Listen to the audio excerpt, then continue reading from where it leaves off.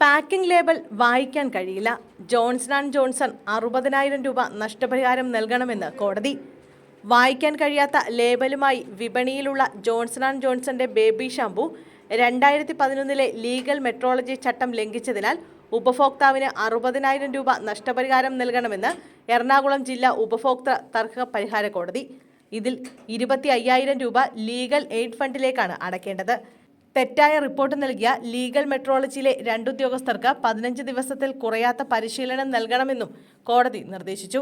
എറണാകുളം ഇടപ്പള്ളി സ്വദേശി Venugopalapillai, Johnson and Johnson Reliance and retail limited assistant controller legal metrology Ernakulam എന്നിവർക്കെതിരെ സമർപ്പിച്ച പരാതിയിലാണ് ഉത്തരവ്. പരാതിക്കാരൻ 100 ml അളവുള്ള Johnson and Johnson baby lotion വാങ്ങുകയും ആ ബോട്ടിൽ യൂസേജ് ഇൻഗ്രീഡിയൻസ് എന്നിവ രേഖപ്പെടുത്തിയിരിക്കുന്നത് 2011 ലീഗൽ മെട്രോളജി ചട്ടങ്ങൾക്ക് വിരുദ്ധമാണെന്നും അവ്യക്തവും ഭൂതക്കണ്ണാടി ഉപയോഗിച്ച് മാത്രമേ വായിക്കാൻ കഴിയൂ എന്നും പരാതിയിൽ പറയുന്നു. ലീഗൽ മെട്രോളജി വകുപ്പിന് ഉൾപ്പെടെ പരാതി നൽകിയെങ്കിലും യാതൊരു നടപടിയും സ്വീകരിച്ചില്ല. എതിർകക്ഷിയുടെ അനുചിതമായ വ്യാപാര രീതി തടയണമെന്നും നഷ്ടപരിഹാരം നൽകണമെന്നും ആവശ്യപ്പെട്ടാണ് പരാതി സമർപ്പിച്ചത്.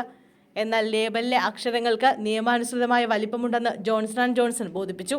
ഉൽപ്പന്നത്തിന്റെ നിർമ്മാതാക്കൾ നൽകുന്നതാണ് റീറ്റെയിലർ വിൽക്കുന്നതെന്നും നിയമം അനുശാസിക്കുന്ന വലിപ്പം ലേബലിലെ അക്ഷരങ്ങൾക്കുണ്ടെന്ന് റിലയൻസ് റീറ്റെയിൽ വാദിച്ചു. പരാതിക്കാരന്റെ ആവശ്യപ്രകാരം 2 കുപ്പികളുടെ ലേബൽ പരിശോധനയ്ക്കായി കോടതി വിദഗ്ധനെ നിയോഗിക്കുകയും വിദഗ്ധ റിപ്പോർട്ട് പ്രകാരം ലേബലുകളിൽ അച്ചടിച്ച അക്ഷരങ്ങൾ ചട്ടവിരുദ്ധമാണെന്നും വായിക്കാൻ കഴിയുന്നതല്ലെന്നും ബോധ്യമായി.